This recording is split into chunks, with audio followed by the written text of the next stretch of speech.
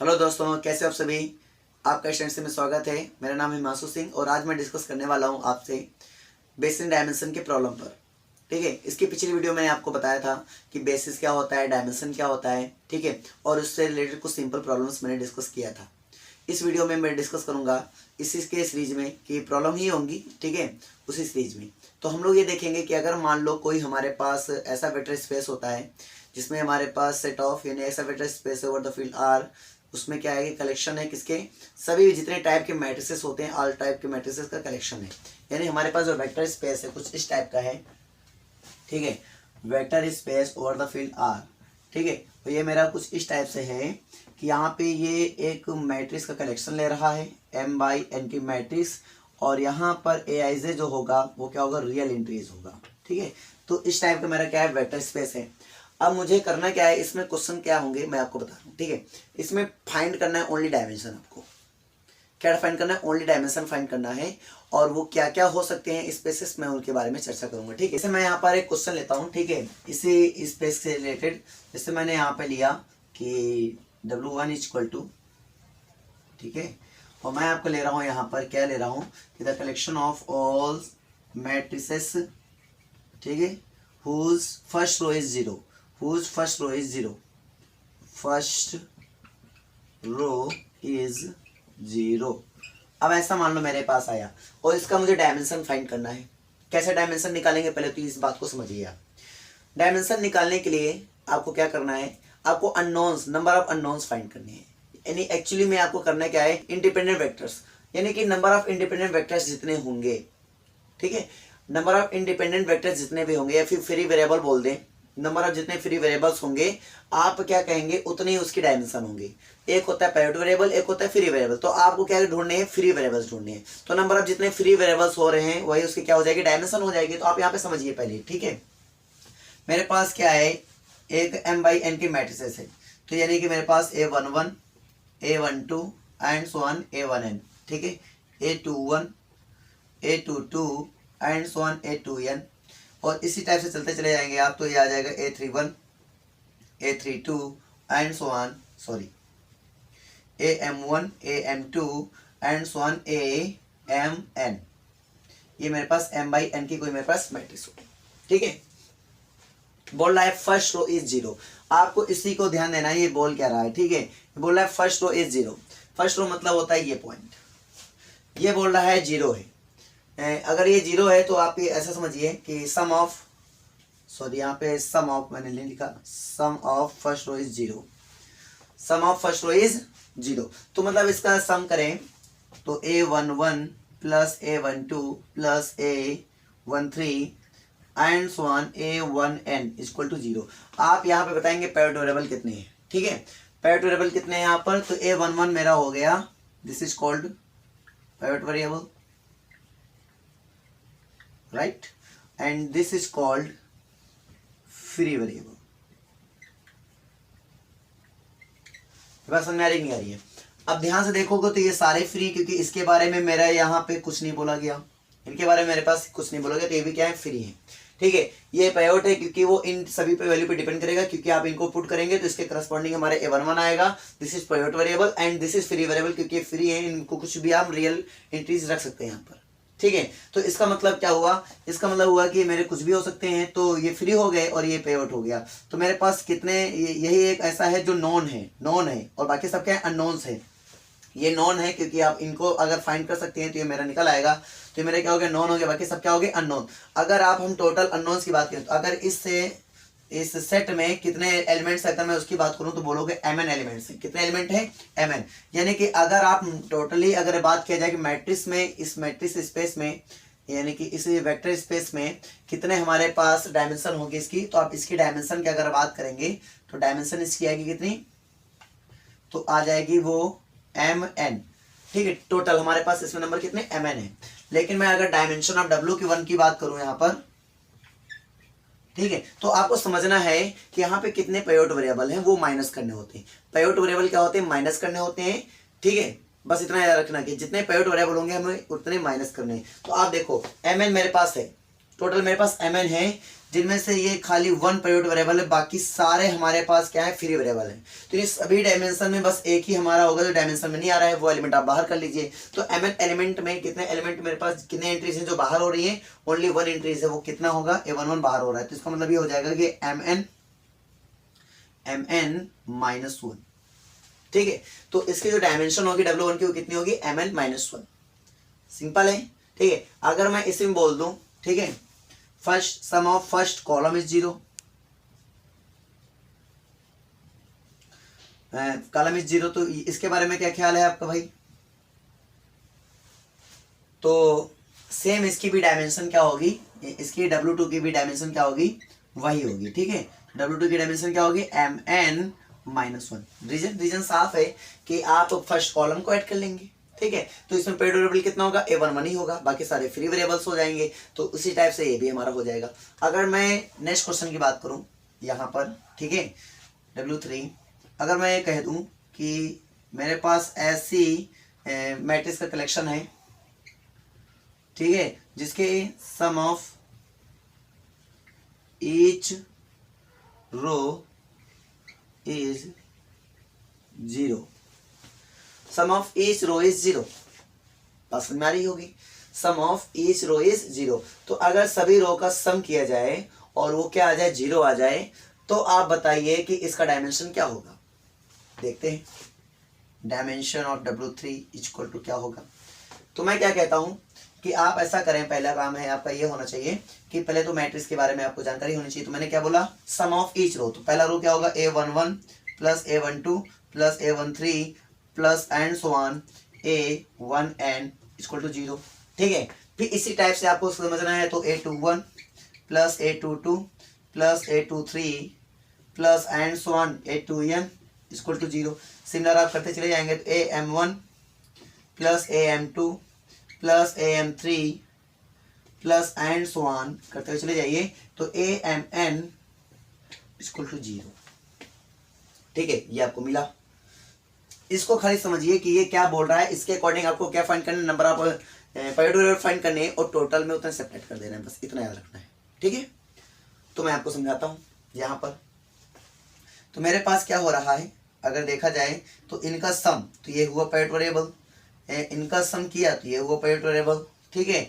और इस पूरे का सम करते हुए चले गए तो यहाँ तक ये मेरे इधर वाले सारे क्या हो गए, पाइवट वेरिएबल हो गए। तो ये ध्यान से देखो, तो काउंट करो तो कितने हो रहे हैं, तो 1 2 3 एंड सो ऑन, कितने m। तो ये मेरे पास कितने एलिमेंट्स हैं, ये m एलिमेंट्स हैं जो कि क्या है, पाइवट वेरिएबल, ठीक है। ये कितने एलिमेंट्स मेरे पास, m एलिमेंट्स है जो कि क्या है, मेरे पास पाइवट वेरिएबल है। अदरवाइज जितने हैं वो सारे क्या है मेरे पास, ये फ्री वेरिएबल है। तो फ्री वेरिएबल्स हमें काउंट नहीं करना है, हमें क्या काउंट करना है, पाइवट वेरिएबल। उतने क्या करना है, टोटल में माइनस करना है, ठीक है। टोटल मेरे पास कितने होते हैं, mn होते हैं। टोटल मेरे पास mn है, मुझे पाइवट वेरिएबल माइनस करना है। तो यहाँ पे नंबर ऑफ पाइवट वेरिएबल कितने हुए मेरे पास, यहाँ पे ध्यान से काउंट करो कितने हो रहे हैं, m हो रहे हैं। बाकी सारे क्या है, फ्री वेरिएबल, और फ्री वेरिएबल तो आप काउंट करो ही मत, ठीक है। तो यहाँ पे m मेरे पास हुए हैं। टोटल मेरे पास कितने होते हैं, mn होते हैं। टोटल मेरे पास कितने होते हैं, mn में पाइवट वेरिएबल आप माइनस कर दो, जो आएगी वो इसकी डायमेंशन हो जाएगी। तो डायमेंशन ऑफ W3 कितना है, तो mn माइनस m, ठीक है। और अगर आप इसको माइनस कर रहे हैं तो यहाँ से क्या हो जाएगा, तो यहाँ से हो जाएगा m माइनस, कॉमन ले लेंगे हम, तो n -1 मेरे पास आंसर हो जाएगा। तो ये इसकी डायमेंशन हो जाएगी, ठीक है।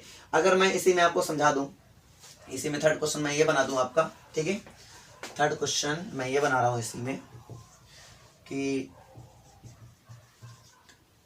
ऐसी मैट्रिक्स का मेरे पास कलेक्शन आ जाता है, m/n की मैट्रिक्स है, जिसमें फर्स्ट कॉलम हो गया था, फर्स्ट रो हो गया था।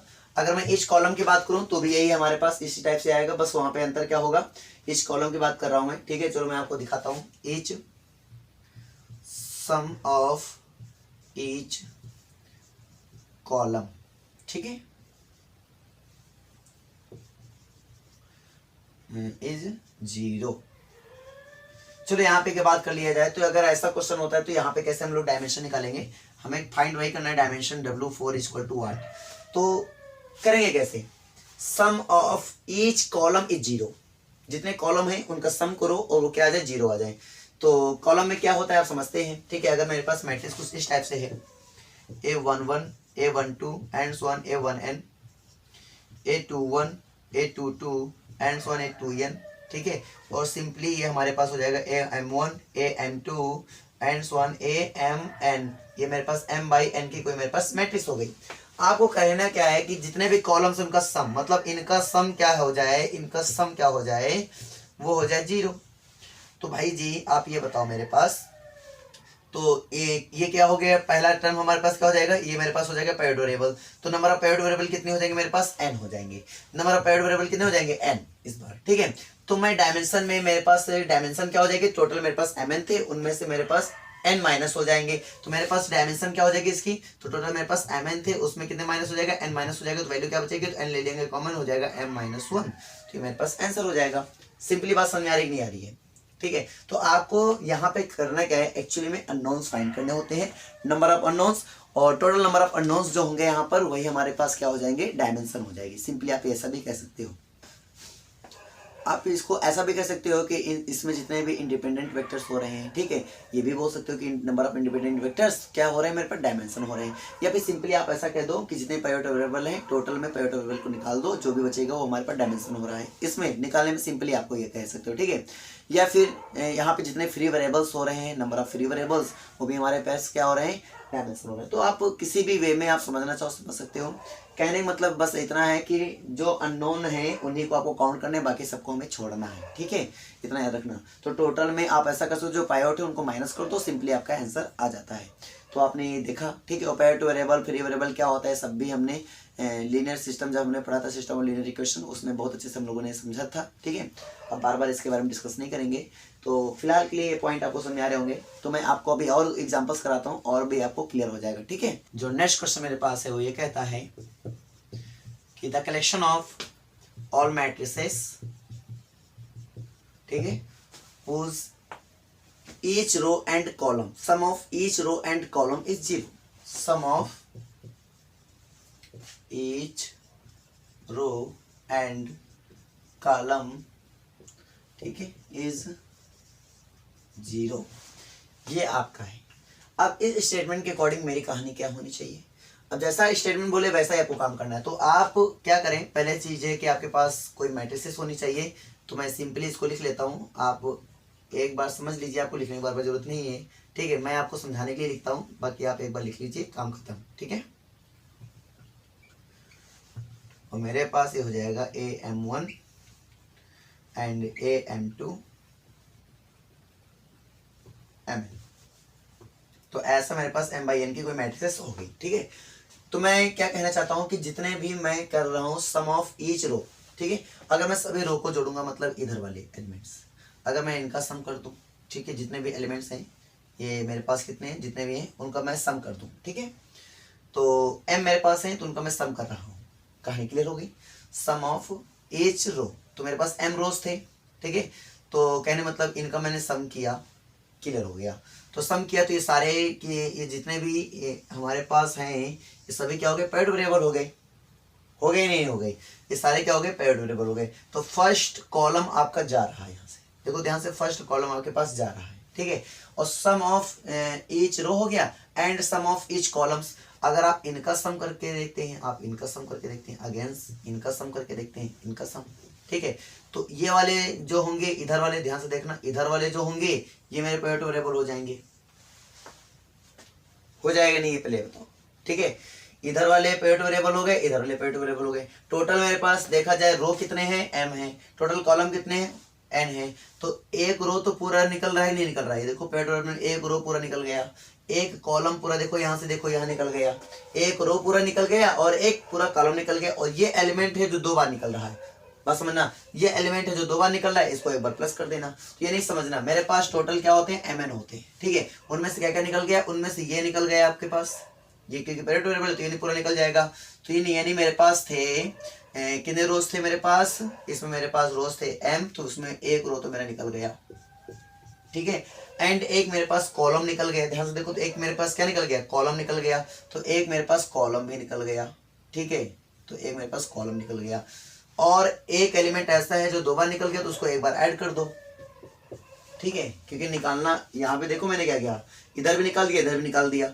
तो वो तो एलिमेंट एक ही है ना, A11 तो एक ही प्रेजेंट है पूरे सेट में, 2 तो है नहीं। तो एक मैंने एक्स्ट्रा निकाल दिया, तो उसको मैं प्लस करूंगा, ठीक है यहाँ पर।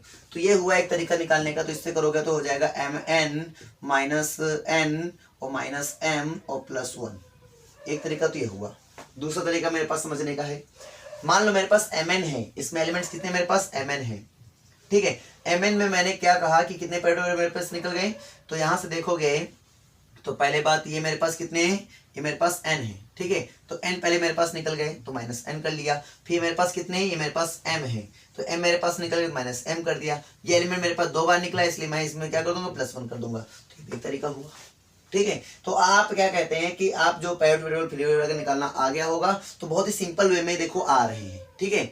तो सिंपल वे में आ रहे हैं, तो आप समझ नहीं पा रहे होंगे पेरियोड वेरिएबल क्या है, तो मैं आपको समझाता हूँ। जैसे मान लीजिए हमारे पास x + 2y और +z = 0 है, तो यहाँ पे x = आया मेरे पास -2y एंड -z, ठीक है। तो आप y और z फ्री है ना, क्योंकि आप कुछ भी रखेंगे और इसके करस्पॉन्डिंग ये जो x है मेरा इन पर डिपेंड कर रहा है, ठीक है। इन वेक्टर्स पर क्या कर रहा है, डिपेंड कर रहा है कि आप जो y और z रखेंगे उसके करस्पॉन्डिंग मेरा x आएगा। This is called period variable and this is called free variable, right. तो इसी टाइप से आप सिंपली समझ सकते हैं कि फ्री वेरिएबल क्या होता है एंड पेरियोड वेरिएबल हमारा क्या होता है, ठीक है। नेक्स्ट क्वेश्चन मैं क्या कह रहा हूं कि इसमें ले लिया जाए the set of all matrices, all square matrices whose diagonal entries are 0, whose diagonal non diagonal ऐसा बोल दो, whose non diagonal entries are 0, ठीक है। अब अगर ऐसा कह रहा है a11 a12 and so on a1 and n, ठीक है। अदर एलिमेंट्स क्या हो जाएंगे मेरे पास, अदर एंट्रीज क्या हो जाएंगी, 0 हो जाएंगी, अदर एंट्रीज मेरे पास हो जाएंगी 0, ठीक है। कुछ इस टाइप से एंड इस टाइप से अदर एंट्रीज सभी 0 हो जाएंगी, ठीक है। और ऐसे आप बना लेना, ठीक है। मतलब सभी एंट्रीज 0 हो जाएंगे, ओनली ये डायगोनल एलिमेंट्स हमारे पास बचेंगे। तो आप मुझे बताओ ये एलिमेंट्स होते कितने हैं, तो ये अगर स्क्वायर मैट्रिसेस है, अगर स्क्वायर मैट्रिक्स है तो ये एंट्रीज कितने होते हैं मेरे पास, ये एंट्रीज मेरे पास होते हैं n एंट्रीज होते हैं, ठीक है। तो यानी यही हुए नॉन, बाकी सब क्या हो गए, फ्री वेरिएबल हो गए। यही हुए हमारे पास इंडिपेंडेंट वेक्टर्स, ठीक है। अगर इंडिपेंडेंट वेक्टर्स की काउंटिंग करोगे तो यहाँ पे नंबर ऑफ इंडिपेंडेंट वेक्टर्स कितने होंगे, n होंगे। तो यहाँ पर तो पेरियोड वेरिएबल ज्यादा है नहीं, यहाँ पे इंडिपेंडेंट वेक्टर्स हमारे पास सिंपली काउंटेबल मतलब काउंट हो रहे हैं, तो आप सिंपली इनको काउंट करके डायरेक्टली लिख दें, ठीक है। अभी तक हम लोग क्या करते थे ना कि अभी वहाँ पे फ्री वेरिएबल की संख्या बहुत ज़्यादा होती थी, हम लोग ऐसे नॉर्मली काउंट नहीं कर पा रहे थे, तो हम लोगों ने क्या कहा कि आप ऐसा करिए कि जितने हमारे पास पेरियोड वेरिएबल है उनको माइनस कर दीजिए टोटल में। ये भी बड़ा सिंपल था, हमने आराम से कर लिया, ठीक है। अब क्या कहानी हो रही ना कि अब हम इंडिपेंडेंट वेक्टर्स को काउंट कर पा रहे हैं, ठीक है। तो अगर number of independent vectors directly count कर पाए तो टोटल में माइनस करने की जरूरत नहीं है फिर आपको, ठीक है। तो आप क्या कर रहे हैं, डायरेक्टली इंडिपेंडेंट वेक्टर्स काउंट करें और डायरेक्टली इसका सिंपली आंसर राइट कर दें। तो अगर मैं इसका डायमेंशन राइट करूंगा यहाँ पर, तो इसका डायमेंशन क्या हो जाएगा, तो डायमेंशन सिंपली आप इसको बोल देंगे n, ठीक है। तो यहाँ पे डायमेंशन इसका क्या आएगा w का, तो डायमेंशन आ जाएगा उसका n आ जाएगा। तो आपने देखा बहुत ही सिंपल तरीके से हमारे इसका आंसर हो गया। अगर मैं इसी क्वेश्चन बोल दूं कि यही रहे और साथ ही साथ ये बोल दूं कि इसका जो सम करूं, इसका सम, ठीक है, इसका सम 0 हो, इसका सम भी मेरा 0 हो, मतलब ये क्या हो, एक डायगोनल मैट्रिक्स हो, ठीक है, एक डायगोनल मैट्रिक्स हो और इनके जो डायगोनल एलिमेंट्स हैं उनका सम भी क्या हो, 0। अगर मैं ऐसा बोल दूं तो समझना, अगर आप इनका सम करके 0 रखेंगे तो इसकी डायमेंशन कितनी जाएगी, तो इसकी डायमेंशन अब आ जाएगी n-1। क्यों, क्योंकि n में भी से मतलब कि n ये वेक्टर्स टोटल होते हैं और इनमें से ये क्या हो गया, नॉन हो गया, तो सारे हो गए ना ये अननोन्स, ठीक है। तो नंबर ऑफ अननोन्स की बात करोगे तो n थे, उनमें से एक हटा दीजिए तो आपके पास क्या हो जाएंगे, n-1, राइट। अगर मैं इसी में बोल दूं कि कोई स्केलर मैट्रिक्स का कलेक्शन लेता हूं, कौन सी, स्केलर मैट्रिक्स का, ठीक है। अगर स्क्वायर मैट्रिक्स तो रहेगा तो पक्की बात मैंने बोला कि स्केलर मैट्रिक्स का मैंने कलेक्शन ले लिया। अब यहाँ पे क्या आ जाए, स्केलर मैट्रिक्स आ जाए। स्केलर मैट्रिक्स की कहानी होती है कि सारे जो एलिमेंट्स होते हैं ना वो क्या होते हैं, सेम होते हैं। तो आपके पास अगर बात किया जाए फ्री वेरिएबल की, तो एक ही तो फ्री वेरिएबल मिला, यानी कि यहाँ पे जो होगा वो सभी में होगा, तो यानी यहाँ पे हो जाएगा ओनली के, तो यहाँ पे के और यहाँ पे भी के आ गया। तो अब ये नहीं कि आप n लिख देंगे यहाँ पर, ठीक है। तो यहाँ पे देखेंगे तो फ्री वेरिएबल कितना है, ओनली 1 है, बाकी तो सारे भी तो फिक्स है, मतलब 0 तो फिक्स है, तो इसको कोई मतलब है नहीं, ठीक है। तो बच्चा के तो ये हमारे पास क्या होगा, अगर इसकी डायमेंशन की बात करोगे तब इसकी डायमेंशन मेरे पास कितनी हो जाएगी, तब इसकी डायमेंशन हमारे पास हो जाएगी 1। अगर क्वेश्चन आता है कुछ इस टाइप से, स्केलर मैट्रिक्स होता है, ठीक है। फिर मैं इसी तरह सिमेट्रिक मैट्रिक्स का देखूंगा भी, ठीक है। अगर सिमेट्रिक मैट्रिक्स होता है, मान लो 3/3 की कोई सिमेट्रिक मैट्रिक्स है, 3/3 की कोई सिमेट्रिक मैट्रिक्स है और मैं इसकी डायमेंशन आपसे पूछता हूँ, ठीक है। तो A11 A12 A13 A21 A22 A23 A31 A32 A33 और मैंने बोला ये सिमेट्रिक मैट्रिक्स। सिमेट्रिक मैट्रिक्स पक्की बात, ये वेरिएबल एंड ये वेक्टर एंड ये वेक्टर दोनों वेक्टर क्या हो जाएंगे, सेम हो जाएंगे। तो मतलब A12 ये भी लिख सकते हो आप, ठीक है। ये और ये दोनों सेम होते हैं तो आप इसको ऐसा बोल सकते हो कि यहाँ पे मेरा हो जाएगा A13 बोल सकते हो, और ये दोनों सेम होते हैं तो इसको हम बोल देंगे A23। अब बात करो फ्री वेरिएबल कितने हो गए, तो आप फ्री वेरिएबल काउंट करेंगे तो इधर वाले पूरे हट जाएंगे, इधर वाले से कोई मतलब है नहीं। तो फ्री वेरिएबल काउंट करें 1 2 3 4 5 6, तो यहाँ पे फ्री वेरिएबल कितने हो गए 6, तो इसकी डायमेंशन कितनी हो जाएगी 6 हो जाएगी। ये 3/3 की स्क्वायर मैट्रिक्स है, इसकी डायमेंशन मेरे पास कितनी हो गई 6 हो गई, ठीक है। ये जो भी है ए मान लो तो इसको ए बोल दे, ठीक है। इसका कलेक्शन होता है तो मैं डायरेक्टली W बोल रहा हूँ, ठीक है। तो यहाँ पर क्या हो जाएगा 6 हो जाएगा। यानी मैं आपको ये बताना चाहता हूँ कि आपको बस ये काउंट करना है कि फ्री वेरिएबल कितने हैं, नंबर ऑफ फ्री वेरिएबल, ये भी नंबर ऑफ इंडिपेंडेंट वेक्टर्स। अगर आप उनको काउंट कर लेते हो वही उसकी डायमेंशन बन जाती है, ठीक है। तो कुछ इस टाइप के मैं क्वेश्चन भी लेने वाला हूँ जिसमें सिंपली सिमेट्रिक मैट्रिक्स, इसको सिमेट्रिक मैट्रिक्स समथिंग, ठीक है। तो आप इनके भी जवाब सिंपली दे सकते हो। तो मैं इसको रफ कर रहा हूँ, अभी मैं आगे क्वेश्चन डिस्कस करूंगा, ठीक है। अब मेरे पास जो क्वेश्चन आ रहा है वो कह रहा है कि मान लीजिए dimension of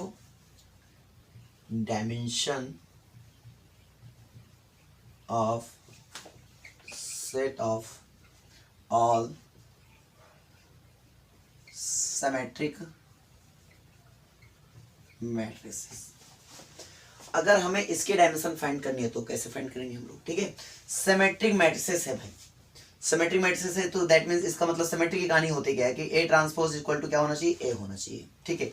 A transpose equal to A होने का मतलब क्या हुआ, अगर मेरे पास कोई मान लो A मैट्रिक्स है, AIJ फॉर्मेट होता है उसका, ठीक है। A और N/N की कोई मेरे पास मैट्रिक्स है, ठीक है। अगर इसका ट्रांसपोज आप करते हैं तो इसका मतलब ये होगा कि मेरे पास ये हो गया AJI, ठीक है, और ये N/N की मैट्रिक्स रहेगी, राइट। और अगर आप इन दोनों को इक्विवेलेंट रखते हैं मतलब ये हो जाएगा AIJ इक्वल टू AJI, ठीक है, AJI, और ये भी मेरे पास N/N की है और ये भी मेरे पास N/N की है। तो इनके इंट्रीज क्या होंगे आपस में, करस्पॉन्डिंग इंट्रीज क्या होती हैं, इक्वल होती हैं, मतलब ये हो जाएगा AIJ इक्वल टू AJI। इसका मतलब हुआ A11, तो A11 की कोई मतलब नहीं है, लेकिन अगर आप बात करो A21 तो हो जाएगा A12 की इक्वल हो जाता है, ठीक है। अगर आप बात करो A31 तो हो जाता है A13 की इक्वल हो जाता है, अगर आप बात करो A23 तो हो जाता है A32 की इक्वल। अब इसमें रख के देख लो, तो मतलब ये एंट्रीज क्या हो जाती है आपस में इक्वल हो जाती है। ये तो मेरे सिमेट्रिक मैट्रिक्स की कहानी हो जाती है, ठीक है। तो अगर ऐसा है तो आप यहाँ से समझिए, फिर कहानी को थोड़ा सा और डीप में जाइए, ठीक है। अगर ऐसा है तो मैं बोलूंगा A11 A12 A13 and so on A1n, A21 A22 A23 and so on A2n and so on AM1 AM2 और AM3 और एंड सो ऑन AMN। तो यहाँ पे M ना बोल के मैं बोलूंगा N, बिकॉज यहाँ पे स्क्वायर मैट्रिक्स है तो N ही बोलूंगा, ठीक है। तो स्क्वायर मैट्रिक्स में M ना लेकर मैं क्या लेने वाला हूँ, मैं N लेने वाला हूँ, ठीक है, सिंपली। तो N/N का ही बन जाएगा, तो N/N का ही मेरे पास मैट्रिक्स बन गया।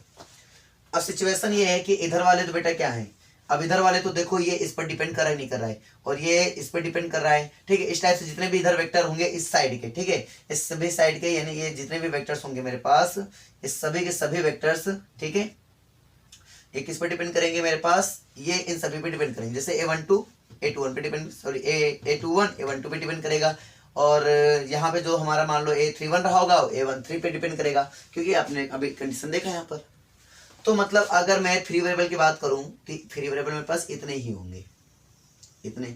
अब इनके नंबर कैसे काउंट करेंगे आप, ठीक है। तो यहाँ पे देखो ध्यान से, तो यहाँ पे 1 कितने वेक्टर है, 1 वेक्टर है। यहाँ पे कितने वेक्टर है, 2 वेक्टर है।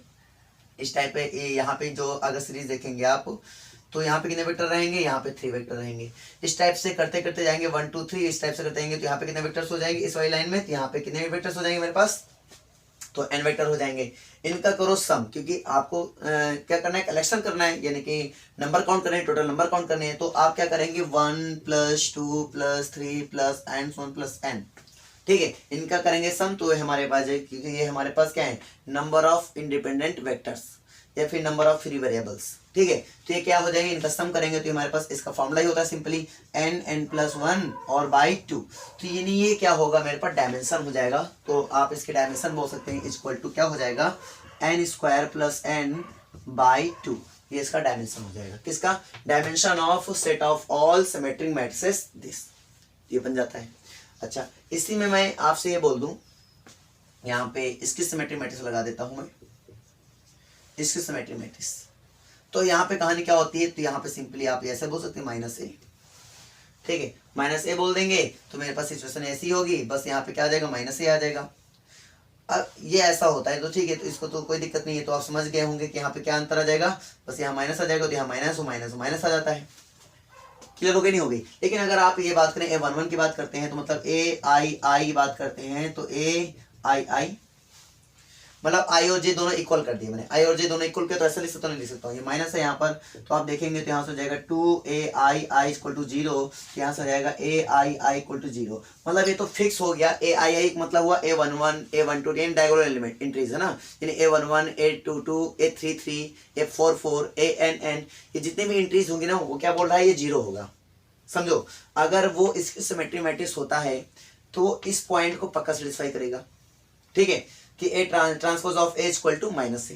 इसका मीनिंग ये हुआ कि अगर मेरे पास ए कोई मैट्रिक्स इस टाइप की होती है और ए ट्रांसपोज इतना आता है, तो मैं इस टाइप से लिख सकता हूँ उसको। ठीक है, और इसके करस्पॉन्डिंग मैंने निकाला तो पता चल रहा है कि A21 डिपेंड करे, मतलब जो A12 है वो डिपेंड करता है A21 पर, या बोले तो A21 डिपेंड कर रहा है A12 पर।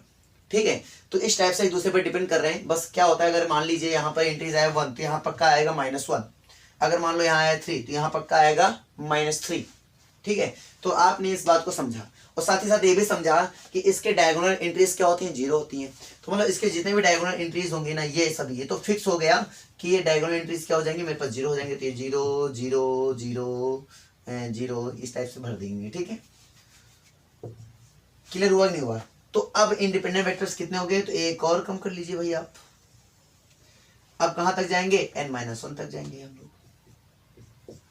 अब कहां तक जाएंगे, n-1 तक, क्योंकि अभी n तक था, ये n एंट्रीज थी, और ये कितने, इसमें कितने नंबर होंगे अगर एंट्रीज की बात करेंगे, तो इसमें n-1 होंगे, क्योंकि एक कम हो गया इसमें। ठीक है, अभी डायगोनल भी गिना था, डायगोनल को छोड़ दिया हमने, तो n-1 हो गया। अब इतने ही मेरे पास फ्री वेरिएबल हो रहे हैं, तो आप इनका अगर काउंट करेंगे तो ये मेरे पास यहाँ पे n तक फॉर्मूला हमने लगाया था इस बार। ठीक है, लेकिन इसकी सिमेट्री मैट्रिक्स के लिए मैं क्या करूंगा, n-1 तक फॉर्मूला लगाऊं, तो जहां n है वहां रिप्लेस कर दो n-1, तो ये हो जाएगा n-1 n-1 + 1, दैट मीन्स यहाँ पे 1 से 1 कैंसिल हो जाएगा, और बाई 2 था, तो ये हो जाएगा मेरे पास n-1 एंड n/2।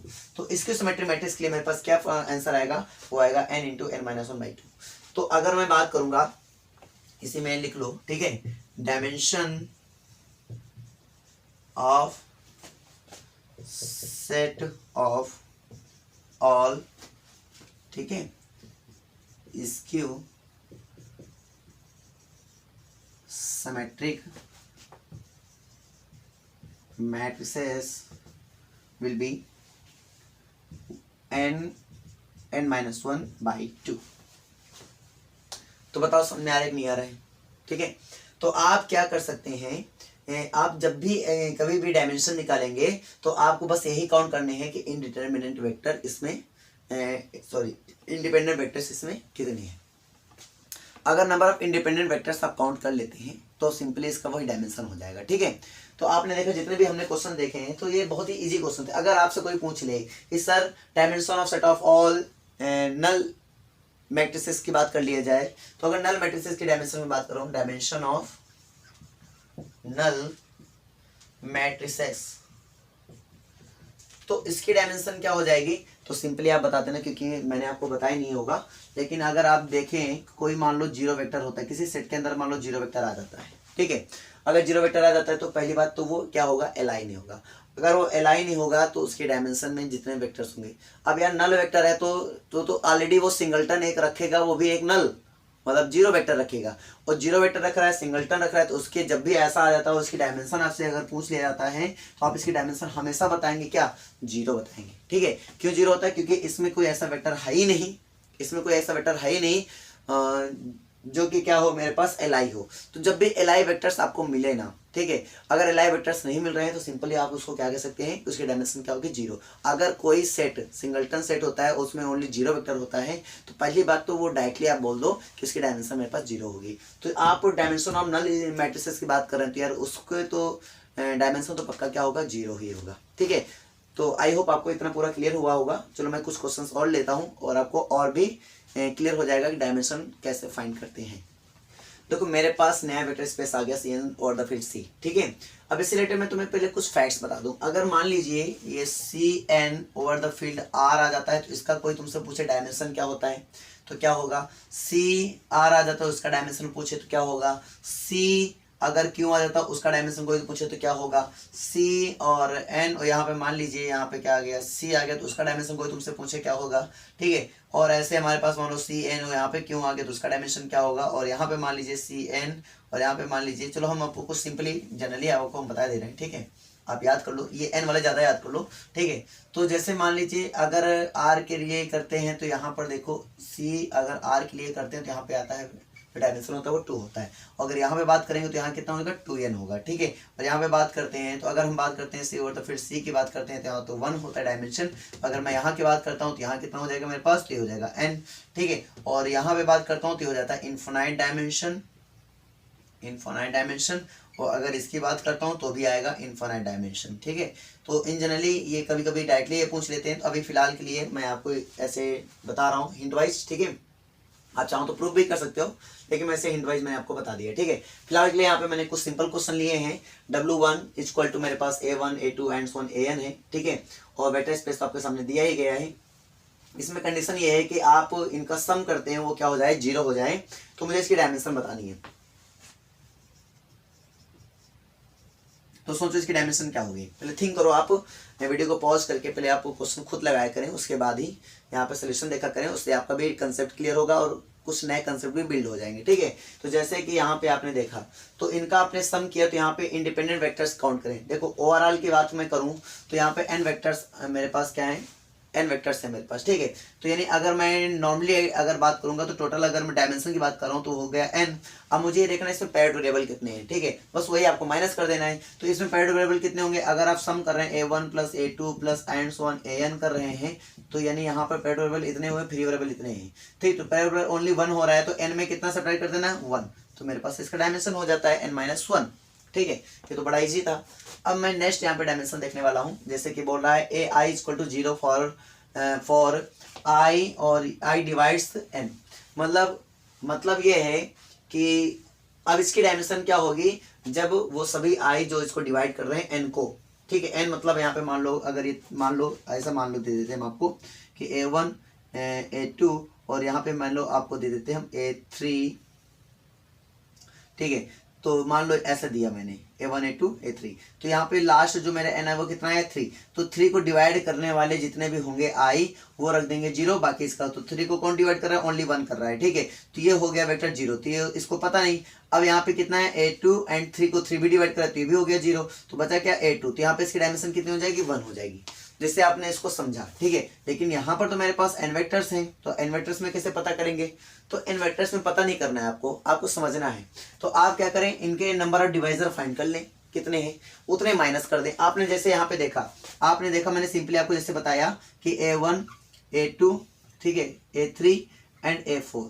अब A4 को डिवाइड करने वाले कौन कौन हो गया, तो A1 से डिवाइड हो रहा है, A2 से भी डिवाइड हो रहा है एंड A4 इटसेल्फ है वो तो खुद से डिवाइड हो ही जाएगा। तो सिंपली बात है कि ये मेरे पास क्या हो गए, n यानी 4 में से आपको कितने माइनस करने हैं, 1 2 3 माइनस कर देने हैं। तो आप 3 माइनस कर देंगे, 4 में से 3 माइनस करेंगे तो आएगा 1। तो 1 तो देखो इंडिपेंडेंट वेक्टर्स हो गया, तो इसकी डायमेंशन कितनी हो जाएगी, 1 हो जाएगी। अगर मान लीजिए यहाँ पर हम 5 दे देते हैं, सपोज करो हम यहाँ पे दे देते हैं A1 A2 A3 A4 A5, ठीक है। और अब अगर मैं आपसे पूछता हूं कि इसकी डायमेंशन क्या होगा, तो आप क्या बताएंगे, A1 A2 A3 A4 A5 में तो ओनली A1 इसको डिवाइड करेगा, यानी 1 इसको डिवाइड करेगा, ठीक है। 2 नहीं करेगा, 3 नहीं करेगा, 4 नहीं करेगा और 5 इटसेल्फ करेगा। तो यहाँ पे अगर बात करेंगे तो यहाँ पे कितने हो जाएंगे, तो 5 में से कितना हटा देना है, 2 हटा देना है, यानी कितना आ जाएगा 3। तो आप देख सकते हैं 1 2 3 वेक्टर्स हमारे पास हो गए, तो इसकी डायमेंशन 3 हो जाएगी सिंपली। आप n वेक्टर्स है तो इसको कैसे बोलेंगे, तो n वेक्टर हैं तो टोटल मेरे पास डायमेंशन कितनी होती है इसकी, n होती है, तो डायमेंशन ऑफ W। पहले तो आप ये बताएंगे कि मेरे पास होगा या नहीं होगा, तो ये मेरे पास यस ऑफ कोर्स। ये आपको दो बातें इसमें बतानी थी कि मेरा सब स्पेस होगा नहीं होगा, तो मैं आपको सब स्पेस के बारे में नहीं बता रहा हूँ। रीजन ये है कि सब स्पेस ऑलरेडी आपको चेक करना आता है। अगर फिर भी आपको सब स्पेस चेक करना नहीं आता है तो आप क्या कर सकते हैं, जीरो वेक्टर चेक कर लें। ठीक है, आप क्या कर लें, जीरो वेक्टर चेक कर लें। तो मैं आपको एक बार सेल्फ स्पेस भी चेक करके बताता हूँ। पहला काम होता है जीरो वेक्टर चेक करना। तो आप ये देखें क्या जीरो वेक्टर होगा नहीं होगा, तो ये सारे क्या है मेरे पास, ये सारे कॉम्प्लेक्स हैं और जीरो आपका कॉम्प्लेक्स नंबर होता है, तो आप यहाँ पे जीरो एंट्रीज भर सकते हैं, तो मतलब जीरो वेक्टर हमारा होगा।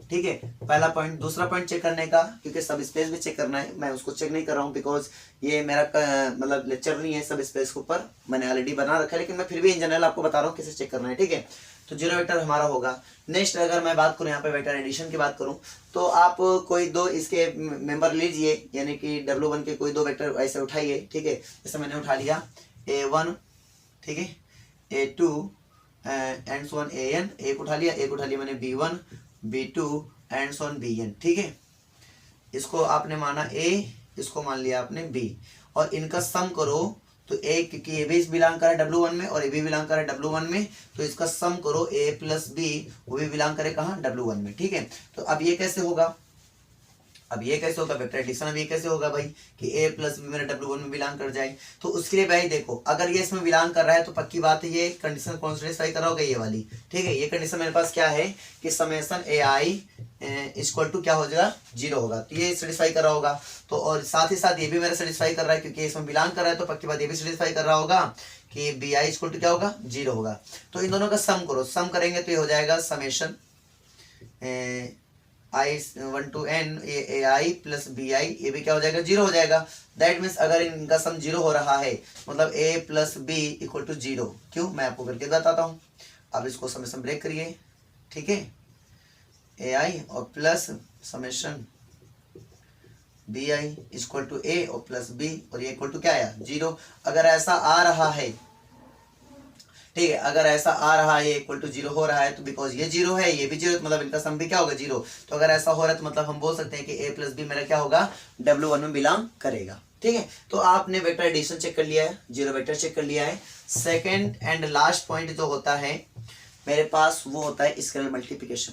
तो आप क्या करें कि आपने ये ले लिया वेक्टर, मान लो सी आपने कोई कांस्टेंट ले लिया है, स्केलर ले लिया है, जो कि कॉम्प्लेक्स नंबर का कोई भी स्केलर हो सकता है मेरे पास। ठीक है, और जो कि बिलोंग कर रहा है कॉम्प्लेक्स नंबर में, मैं ये सब नहीं लिख रहा हूँ। ठीक है, और मेरे पास कोई वेक्टर A ले लिया, A इक्वल टू हमने ले लिया A1 A2 and so on AN, और बिलोंग कर W1 में। और अगर आप इसमें मल्टीप्लाई कर देते हैं इससे C से, तो C इंटू अगर आप कर देते हैं A, मतलब ये हो गया CA1 कमा CA2 और कमा एंड सो ऑन CAN, वो बिलोंग कर जाए W1 में। अगर ये बिलोंग तभी करेगा, सिंस ये बिलोंग तभी कर रहा है जब मेरे पास इनका समेशन, ठीक है, CA1 और ये from 1 I equal to 1 to N CI equal to zero, मतलब ये जब मेरा सेटिस्फाई हो जाए। यार सिंपल हो रहा है, क्योंकि अगर ये इसमें बिलोंग कर रहा है दैट मीन्स ये तो कंडीशन पक्का सेटिस्फाई कर रहा होगा। और C है मेरा कांस्टेंट, आप इसको बाहर करके देखिए, और summation I equal to 1 to N, और यहाँ पे AI इक्वल टू आप ये इसकी वैल्यू क्या होती है, जीरो, तो C इंटू रखो जीरो, तो यहाँ पे कहना है जीरो। तो ये कंडीशन सेटिस्फाई कर रहा है यार। तो इस टाइप से आप क्वेश्चन करना सीख चुके थे, मैं इसको नहीं समझाना चाहता हूँ। ठीक है, और आई होप आपको ये पूरा आता भी होगा, अगर नहीं आता है तो मैं आइटम में आपको दे दूंगा। ठीक है, तो उसमें आप जाके ये सारे वीडियोस देख लेना। तो उसके मैंने बहुत सारे क्वेश्चंस कराए हैं, तो आप लोग को सब इससे पूरा क्लियर हो जाएगा। अगर आपको नहीं क्लियर है तो, अगर क्लियर कोई बात ही नहीं, अगर नहीं क्लियर तो उसको पूरा खाली वीडियो एक तरफ से चालू करके बैठ जाओ, कॉपी पेन लेकर सॉल्व करो खाली क्वेश्चन। ठीक है, आपको एक एक पॉइंट क्लियर हो जाएगा। ठीक है, ये तो मैं विश्वास दिलाता हूँ आपको। तो यहाँ पर ये बात क्लियर हो गई कि यहाँ पर जो इसका डायमेंशन होगा W2 का, वो कितना हो जाएगा, n। देखो n है मेरे पास, ठीक है, उनमें से क्या माइनस हो रहा है, जितने नंबर ऑफ डिवाइजर हो तो उसको मैं बोल रहा हूँ टा n का मतलब हुआ वो सारे नंबर ऑफ डिवाइजर्स हैं जो कि इसको n को क्या करेंगे, डिवाइड करेंगे। तो आप ये बता सकते हैं, उसका मैंने नंबर दे दिया टा n। ठीक है, ये एक सिंबल हो गया नेट। ठीक है, तो इसके डायमेंशन इतना हो जाएगा। तो सिंपल लग रहा है, कोई दिक्कत तो नहीं लग रहा है इसमें, कोई ऐसा पॉइंट जो आपको समझ में ना आ रहा हो। ठीक है, तो नेक्स्ट क्वेश्चन देखेंगे। देखो ये सब स्पेस तो पक्का होगा, ये सब स्पेस होगा। चलो इसकी कहानी मैं आपको समझाता हूँ। सब स्पेस ये क्यों होगा तो आपको खुद पता है। ठीक है, और चेक कर लेना वही 3 जो भी कंडीशंस है। अब इसके डायमेंशन के बारे में हम लोग चेक करते हैं, ठीक है। डायमेंशन कैसे निकालते हैं वो तो आप जानते ही हैं, बस इसमें चेक करना है। तो आप ये बताओ कि इसमें इंडिपेंडेंट वेक्टर कितने हैं, या फिर बोलो फ्री वेरिएबल कितने हैं। तो फ्री वेरिएबल अगर काउंट करें तो an और a1, तो a1 डिपेंड कर रहा है an पर, ठीक है। तो मतलब क्या है, ये केवल एक ऐसा मुझे मिला है वेक्टर जो कि क्या होगा, फ्री वेरिएबल नहीं होगा, बाकी सारे फ्री वेरिएबल हैं। तो यार मेरे पास फ्री वेरिएबल कितने हैं, n है, जिनमें से कितना हटाना है, 1 हटाना है, तो 1 हटा दीजिए। तो इसका डायमेंशन अगर मैं बात करूं, dimension of W3 equal to कितना होगा, तो n-1 हो जाएगा, ठीक है। अगर आप इसकी बात करते हैं, क्या ये मेरा वेक्टर स्पेस, देखो ये तो वेक्टर स्पेस है, सॉरी वेक्टर सब स्पेस है, लेकिन अगर मैं इसकी बात करूँ तो वेक्टर सब स्पेस नहीं है। आप सोचोगे सर इसमें क्या है, तो मल्टीप्लाई था डिवाइड में आ गया है, नहीं बहुत अंतर है यार। रीजन ये है कि यहाँ पर अगर ये डिनोमिनेटर में आता है तो पक्की बात है कि ये डज नॉट इक्वल टू 0 होगा। अगर ये डज नॉट इक्वल टू 0 होगा तो 0 वेक्टर फॉलो नहीं करेगा ये, है। अगर 0 वेक्टर फॉलो नहीं करेगा तो इस वाले केस पर मैं ये कह सकता हूँ, क्योंकि 0 वेक्टर फॉलो नहीं कर रहा है तो इस वाले केस पर कह सकता हूँ कि मेरा क्या होगा, ये मेरा सब स्पेस नहीं होगा, ठीक है। तो ये सब स्पेस नहीं होगा तो डायमेंशन चेक करने की कोई बात ही नहीं होती है, ठीक है। तो इसमें तो हमने डायमेंशन नहीं चेक करना है। अब W5 पे डायमेंशन चेक करना है, तो पहले इसको एक बार अपने आप से लगाइए वीडियो को पॉज करके, ठीक है। उसके बाद फिर इसको देखिए, तब तक मैं इसको बताता हूँ। तो यहाँ पर क्या है कि a1, जैसे आपने मान लो i इक्वल टू क्या रखना है, 1 माइनस n तक रखना है, ठीक है। तो 1 से लेकर n तक रखना है, 1 से लेकर आपको n तक रखना है i इक्वल टू। तो आपने मान लो 1 रखा, a1 रखा, तो प्लस यहाँ पे a2 आ गया इक्वल टू 0। आपने मान लो a2 रखा, तो a2 रखा तो यहाँ a3 इक्वल टू 0 आ गया। आपने मान लो a4 रखा तो प्लस a5 इक्वल टू 0 आ गया, ठीक है। 3 रखोगे तो 4 आएगा, 4 रखोगे तो 5 आएगा, +1 है। एंड सो ऑन, अगर आप n-1 रखते हैं तो an इक्वल टू 0 आता है, कहानी समझ में नहीं है, ठीक है। तो आप ये बात समझे कि अगर मैं बात करूं यहाँ पर, तो यहाँ से समझना चाहो तो समझ सकते हो, ठीक है। तो a2 डालेंगे तो a1, देखो यहाँ पे समझना है, an-1 डालेंगे, ठीक है। तो इसके पहले वाला रहा होगा an-2 और यहाँ पे आया होगा प्लस an-1 इक्वल टू 0। अगर मैं यहाँ से बात करूं तो a1 डालूंगा तो an-1 निकलेगा, समझना। अगर यहाँ से भेजोगे, ठीक है, इक्वल टू माइनस an, ठीक है। तो यहाँ से देखो an डालूंगा तो an-1 निकलेगा, ठीक है। an-1 डालूंगा तो an-2 निकलेगा, और an-2 डालूंगा तो उसके पहले निकलेगा। इस टाइप से करते चले जाओ। a5 डालोगे तो 4 निकलेगा, a4 डालोगे तो 3 निकलेगा, a3 यहाँ पे रख दिया तो a2 रख दिया तो a1। नहीं समझना, अगर आपने an डाल दिया गलती से तो ये नहीं कि खड़खड़ाते हुए चले जाओ a1 तक आप आराम से निकालते हुए चले आओगे, ठीक है। यानी मान लो इसको 4 दिया तो ये हुआ -4, ये -4 तो ये हुआ 4, फिर ये -4, फिर 4, फिर -4, 4 -4, 4 -4 करते करते निपट जाएगा। यानी केवल अगर ये पता चल जाए कौन an, तो सभी वेक्टर्स ऑटोमेटिक आपके निकल आते हैं।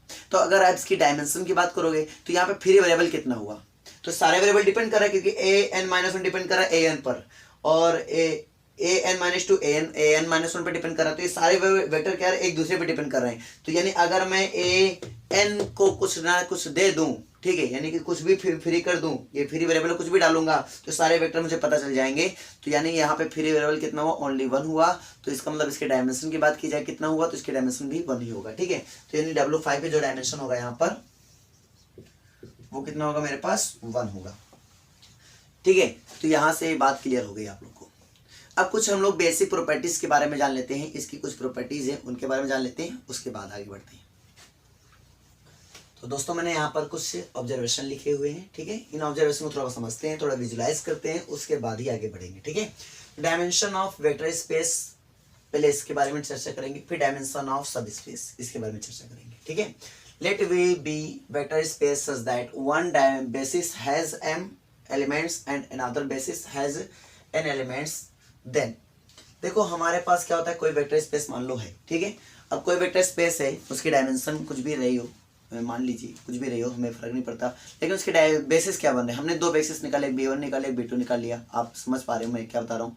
तो पहला बेसिस, अब उसका डायमेंशन मान लो फिक्स है, जो भी है हमारे पास फिक्स है, ठीक है। अब उसका पहला बेसिस हमने मान लिया कि उसमें n एलिमेंट्स आ रहे हैं, दूसरा बेसिस मान लिया कितने एलिमेंट्स आ रहे हैं, m एलिमेंट्स आ रहे हैं। तो मैं आपको एक बात बता दूं, कितने भी एलिमेंट्स आ जाएं, ठीक है, बेसिस में m n, मैं अलग अलग अभी कुछ भी बता रहा हूँ, लेकिन अगर बेस यानी डायमेंशन v का डायमेंशन जो भी होगा तो उसके बेसिस में उतने ही एलिमेंट्स होते हैं। मैं आपको ये हकीकत बता रहा हूँ, ठीक है। ये आपने ऑब्जर्वेशन भी किया होगा, मैंने शायद डेफिनेशन बताया था, उसके बाद ही एग्जांपल्स दिए थे, और आपको ये बात मैंने कंफर्म बता दिया था कि किसी भी वेक्टर स्पेस का जो डायमेंशन होता है तो उसके बेसिस में उतने एलिमेंट होते हैं जितना उसका डायमेंशन होता है। चाहे आप उसके एक बेसिस फाइंड करें, चाहे उसके दो बेसिस फाइंड करें, चाहे दूसरा, चाहे तीसरा, चाहे चौथा, तो जितने भी बेसिस होंगे उसके जो एलिमेंट्स होंगे वो क्या होंगे, सेम होंगे, ठीक है। तो यानी यहाँ पे कहानी ये हो रही है कि भाई क्या होता है एक्चुअली में, मैं आपको समझाता हूँ कि जैसे मान लो कोई आप सेट लेते हैं, उसका आपने डायमेंशन निकाल लिया और डायमेंशन मान लो 3 आया, उसके जितने भी बेसिस आप निकाल रहे हैं ना, उसके 3 मेंबर्स क्यों होने चाहिए, मैं आपको बता रहा हूँ, ठीक है।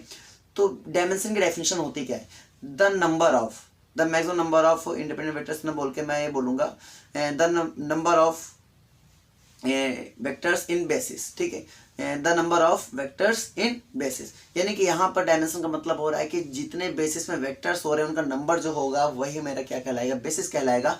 इस बेस पे अगर आप बात कर रहे होंगे तो एक पॉइंट तो पक्का क्लियर हो गया कि let V be vector space that one basis and has m, ठीक है, जिसके पास m एलिमेंट्स हैं, एंड अनदर बेसिस जिसके पास n एलिमेंट्स है, वो दोनों क्या होंगे, सेम होंगे, ठीक है, वो नंबर ऑफ एलिमेंट्स क्या होंगे, सेम होंगे। तो एक तो बात पक्की क्लियर हो गई कि यानी कोई भी वेक्टर स्पेस होगा उस जितने भी बेसिस आएंगे वो क्या होंगे, सेम, मतलब कि सेम एलिमेंट्स उसमें होंगे, ठीक है, अगर वो उसके बेसिस हो रहे हैं तो उस वेक्टर स्पेस के जिसकी डायमेंशन मतलब फिक्स है। क्लियर हुआ नहीं हुआ। अब चलो इसमें चलते हैं हम लोग कि ए वेक्टर स्पेस है is said to be of finite dimensions and और n डायमेंशनल, दैट इज, देखो क्या होता है ना कि जब भी आप अब आगे लैंग्वेज पढ़ोगे तो उसमें पढ़ोगे n dimensional vector space, n dimensional या फाइनाइट डायमेंशनल वेक्टर स्पेस। तो इसका मतलब क्या होता है कि वो ऐसा वेक्टर स्पेस है जिसकी डायमेंशन कैसी है, फाइनाइट है। फाइनाइट का मीनिंग ये हुआ कि अगर n डायमेंशनल वेक्टर स्पेस तो मतलब n, ठीक है, तो यानी उस वेक्टर स्पेस का डायमेंशन कितना होगा, n होगा। इसका मतलब ये हो रहा है। तो वही मैंने यहाँ पे बताने की कोशिश किया है कि a vector space said to be of finite dimensionals, या फिर n फाइनाइट डायमेंशन n, या फिर बोले n डायमेंशनल बोले, जिसको हम लोग कैसे डिनोट करेंगे, dimension of v equal to n से डिनोट करेंगे, राइट। ये मैंने समझाया।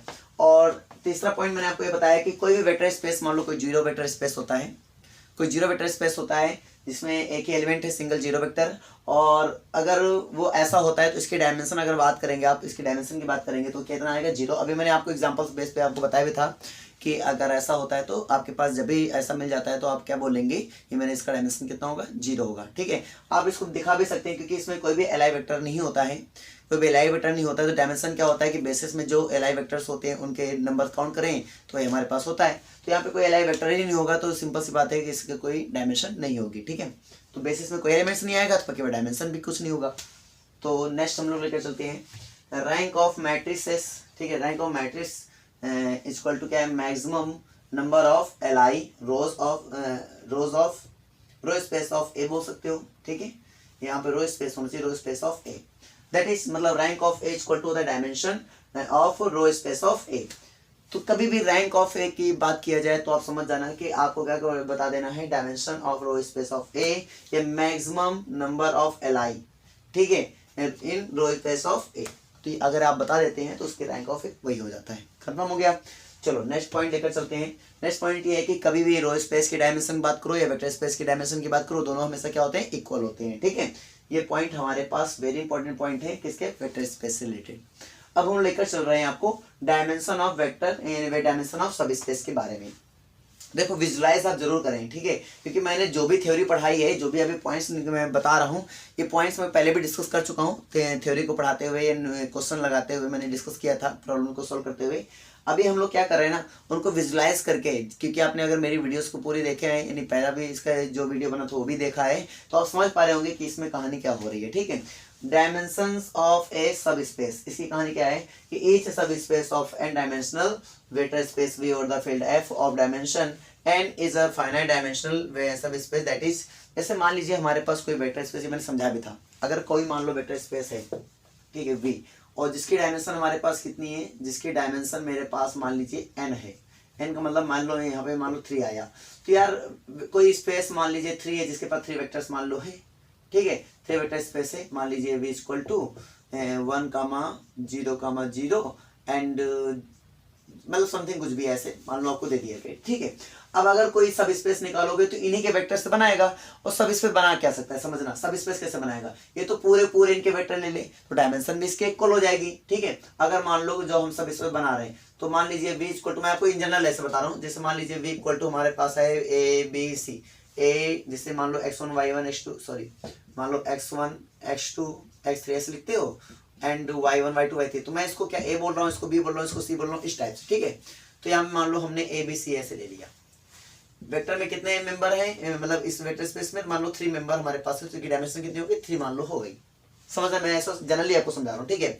और अगर आप सब स्पेस निकालेंगे इसका, ठीक है, सबसेट का ही मतलब इसका सबसेट ही सब स्पेस बनता है, अगर वो इसका कोई सबसेट निकालो और वो सबसेट 3 कंडीशन फॉलो करे तो वो सब स्पेस बन जाता है। तो इसके सबसेट में कितने एलिमेंट हो सकते हैं, अगर आप सबसेट की बात कर रहे हैं, सबसेट की, तो W इसका हम सबसेट निकाल रहे हैं, ठीक है, सबसेट निकाल रहे हैं तो पक्की बात इसमें कितने एलिमेंट हो सकते हैं, ये तो A हो सकता है, या फिर आपका कोई ए हो सकता है, फिर बी हो सकता है, फिर सी, मतलब कोई सिंगल एलिमेंट, ठीक है, या फिर हम बोल दें 2 एलिमेंट हो सकते हैं, या फिर बोले 3 एलिमेंट हो सकते हैं। यानी कि आप क्या 3 से ज्यादा एलिमेंट ले सकते हैं क्या इसमें, बिल्कुल ले सकते हैं, लेंगे तो इधर से ही सबसेट, तो इधर ही से बनाएंगे, सबसेट बनाएंगे, और फिर सबसेट बनने के बाद, क्योंकि मैं सब स्पेस की बात कर रहा हूँ, सबसेट बनने के बाद वो क्या 3 कंडीशन में फॉलो करेगा, 0 वेक्टर अदर जो भी है, ठीक है।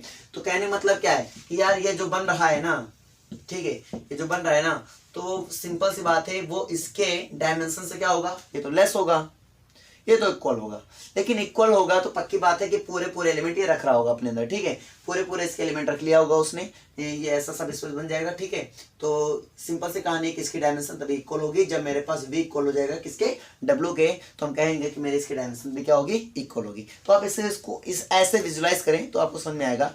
सब स्पेस एक्चुअली में बनता क्या है, वेक्टर स्पेस को कोई सबसे लेते हैं, उसमें 3 कंडीशन फॉलो कराते हैं, 0 वेक्टर हो गया, इसके वेक्टर एडिशन हो गया, इसके मल्टीप्लिकेशन हो गया, 3 कंडीशन फॉलो करता है, तभी हमारा क्या होता है, ये मेरा सब स्पेस बनता है। यानी सब स्पेस जो होता है एक्चुअली में वो वेक्टर स्पेस का क्या होता है, सबसेट होता है। और सबसेट क्या होते हैं, कोई जैसे मान लो मेरे पास 6 एलिमेंट्स हैं, तो यार किसी को मैं अगर दूंगा तो 6 तो 6 दे दूंगा, ये तो मैं इसमें से लेस दूंगा, कभी इससे ऊपर तो दे नहीं सकता क्योंकि मेरे पास इसके ऊपर है ही नहीं, ठीक है ना। तो ये कहानी समझ में आ रही नहीं आ रही। तो सिंपल सी बात है कि इस बेसिस के बेस पर, इस फैक्ट के बेस पर मैं ये कह सकता हूँ कि यहाँ पर जो हमारे पास वेक्टर का रिलेशन होगा, यानी नंबर्स का डायमेंशन का, वो क्या होगा, m less r equal to n होगा। m मेरा सब स्पेस की डायमेंशन है, n मेरा क्या है, वेक्टर स्पेस की डायमेंशन है। और अगर मैं गलती से कह देता हूँ कि मेरे पास v क्या होगा, w के इक्वल होता है, w मेरा सब स्पेस है, v मेरा वेक्टर स्पेस है, अगर वो इसके इक्वल हो रहा है तो वो तभी हो सकता है, इफ ओनली इफ, वो तभी हो सकता है the dimension v equal to क्या हो, डायमेंशन w। अभी मैंने आपको जस्ट बताया, ठीक है, समझ में आ रहा नहीं आ रहा, पूरी कहानी समझ में आ रही ना, ठीक है। अब यहाँ पे देखो, if W and W1 and W2 हमारे पास को 2 वेक्टर सब स्पेसेस है और वेक्टर स्पेस V और द फील्ड F, ठीक है। तो फाइनाइट डायमेंशनल वेक्टर स्पेस है, ये भी याद रखना कैसा है, फाइनाइट डायमेंशनल वेक्टर स्पेस जिसकी डायमेंशन कितनी है, n है, फाइनाइट है, ठीक है। और ऐसे वेक्टर स्पेस की मैं बात कर रहा हूँ, ठीक है, जिसके क्या है, जो वेक्टर स्पेस में मतलब कि एलिमेंट है वो फाइनाइट है, और आप बात करें डायमेंशन की तो वो हो जाएगा n मेरा, ठीक है। अगर मेरे पास इसके फाइनाइट डायमेंशन है तो पक्की बात है कि सब स्पेस में भी फाइनाइट डायमेंशन, यानी वो भी फाइनाइट ही डायमेंशन होगा, श्योर है, कोई इसमें नई कहानी नहीं है, ठीक है। तो मैं इसका क्या करता हूँ, डायमेंशन W1 प्लस W2 करता हूँ, लीनियर सम हो रहा है सब स्पेसों का, ठीक है। डायमेंशन W1 प्लस W2 करता हूँ तो वो आता है W1 प्लस W2, ये तो फॉर्मूला आपने डराइव भी किया होगा, और minus dimension W1 intersection W2, ठीक है, ये होता है। फिर नेक्स्ट मेरे पास अगर इफ बोल रहा जा रहा है कि if W1 and W2 are finite dimensional subspace with the same dimension, मतलब ये हमारे पास W1 W2 क्या है, फाइनाइट डायमेंशनल सब स्पेस है कोई वेक्टर स्पेस के, ठीक है। और इनके जो दोनों की डायमेंशन कैसी हैं, इक्वल है, सेम है, बोल रहा है, वो तभी हो सकता है इफ जब W1 सबसेट हो W2 का, इफ मतलब साथ साथ ये भी दे रहा है, ये तभी नहीं, ये साथ साथ ये भी दे रहा है कि वो सेम हो और साथ ही साथ W1 क्या हो, सबसेट हो W2 का, ठीक है, W1 सबसेट हो W2 का, देन हम डायरेक्टली कह देंगे कि W1 इक्वल टू होगा W2। अगर ये इसका सबसेट है और उनके जो हमारे पास डायमेंशन है अगर इक्वल है तो मैं कह दूंगा कि वो दोनों सब स्पेस भी क्या होंगे, इक्वल होंगे। कहानी समझ में आ रही नहीं आ रही है? ठीक है, पूरी बातें क्लियर हो गई। ठीक है, अब मैं आपको लेकर चलता हूँ इसके रिमार्क पर। कुछ इंपॉर्टेंट रिमार्क्स हैं जो कि आपके एग्जाम में या ऑब्जेक्टिव क्वेश्चन के तौर पे पूछे जाते हैं, तो मैं इनके बारे में चर्चा करूंगा। आपको नॉर्मली सेट से रिलेटेड मैं आपको समझा दूंगा, तो आपको क्लियर भी हो जाएगा और याद भी हो जाएगा। तो देखते हैं, वी मेरे पास क्या है, वेक्टर स्पेस है, एंड W1 W2 हमारे पास क्या है, सब स्पेस है इसी के। ठीक है, पहला देखते हैं W1 dimension of W1 intersection W2। देखो एक्चुअली में क्या होता है, ठीक है, तो कहानी ठीक है समझाता हूँ। एक्चुअली में इंटरसेक्शन का मीनिंग क्या होता है, W1 कोई भी सब स्पेस रहा होगा, मान लीजिए उसमें एलिमेंट है ABCD, ठीक है, और यहाँ पे W1 और W2 मान लो कोई भी सब स्पेस जिसमें वेक्टर्स हमारे पास मान लो आए होंगे BCDEF समथिंग। मैं आपको जनरली ऐसे समझा रहा हूँ, ठीक है, ताकि आपके माइंड में थ्योरी चल पाए। मैं पूरी तरीके से वेक्टर स्पेस नहीं क्रिएट कर रहा हूँ, यहाँ पे मैं नॉर्मली आपको ऐसे समझा रहा हूँ इन जनरल। ठीक है, तो ऐसा मान लो A मतलब यहाँ पे समथिंग कुछ 2,3, B मतलब समथिंग कुछ 3,4 समथिंग ऐसे, मतलब ऐसे। तो आप इनका नोटेशन मैं ऐसा दे रहा हूँ, ठीक है, तो आप इनको ऐसे समझें इन नॉर्मल तरीके से, ठीक है, ताकि आप कंफ्यूजन ना हो, मतलब कंफ्यूजन ना हो जाए कि इसमें क्या हो रहा है क्या नहीं हो रहा है। आप सोचेंगे सर ऐसे कैसे डिफाइन कर रहे हो, ठीक है, तो मैं आपको ऐसे समझा रहा हूँ, ओनली समझा रहा हूँ। ठीक है, ये मतलब कोई भी पेयर हो सकता है, कोई भी ट्रिपल हो सकता है, कोई भी एन ट्रिपल हो सकता है। मैं इसकी बात नहीं कर रहा हूँ कि वो एन ट्रिपल ही हो, ठीक है, मैं आपको ऐसे समझा रहा हूँ, ठीक है ना। तो मैंने कहा कि अगर मान लो दोनों ये वेक्टर कोई सब स्पेस है, मान लीजिए ऐसे, आप इनका इंटरसेक्शन करें, इनका इंटरसेक्शन करेंगे तो W1 इंटरसेक्शन W2, इसमें जो नंबर ऑफ एलिमेंट्स आएंगे, मान लो सभी Li हैं, ठीक है, ये भी Li है, भी Li है, सभी इसके वेक्टर्स Li ही हैं। तो इसमें जो आएंगे तो आप बताओ इसमें कितने आएंगे, B आएगा, C आएगा, D आएगा, ठीक है, यही तो आएगा, ये आएगा ना। तो आप इनके वेक्टर्स कितने, 3 वेक्टर्स हैं। ये तो आप देख पा रहे हैं कि इसमें जो मिनिमम है, ये जो मिनिमम है ये तो उसके इक्वल हो सकता था, ये तो इसके इक्वल, क्यों, क्योंकि मैं अगर इसे हटा देता तो ये इसके इक्वल भी तो हो सकता था ना, ये इसके इक्वल हो सकता मिनिमम वाले का। मिनिमम कौन है, ये है मेरे पास, ये इसके इक्वल भी हो सकता था। मैक्सिमम वाले कभी इक्वल नहीं होगा, क्योंकि आप मैक्सिमम मतलब ये है, मतलब इसके कभी इक्वल नहीं, क्योंकि मैक्सिमम मतलब ये तो मैक्सिमम होने का क्या मतलब है कि इस वेक्टर से ज्यादा एलिमेंट्स इसके अंदर है, ठीक है, तो कभी भी इससे ये इक्वल नहीं हो सकता है। तो मिनिमम वाले क्या हो सकता है, इक्वल हो सकता है, ठीक है।